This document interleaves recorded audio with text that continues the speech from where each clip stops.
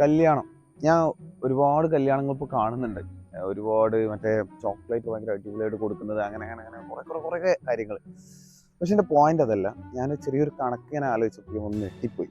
അപ്പോൾ അത് പറയാമെന്ന് വിചാരിച്ചു വന്ന, അതായത് ഒരു മാസം ഒരു 30,000 ശമ്പളം ഒരാള്, ആളുടെ കല്യാണത്തിന് 12 ലക്ഷം മുപ്പത് ചിലവാക്കി എന്ന് വിചാരിക്കാം. ആള് ആ 30,000 10,000 മാസം മാറ്റി വെച്ചാൽ പോലും മിനിമം 10 വർഷം എടുക്കും അത് കംപ്ലീറ്റ്ലി തീർക്കാനായിട്ട്. അപ്പോൾ ഇപ്പോഴത്തെ ചെക്കന്മാരൊക്കെ കല്യാണം കഴിക്കാൻ വേണ്ടിയിട്ട് എന്തോരം കഷ്ടപ്പെടുന്നുണ്ട് എന്നുള്ളതാണ് ഇന്ന് മനസ്സിലാക്കാനുള്ളത്. So that's it. കല്യാണം കഴിക്കാത്തതിൻ്റെ ഒരു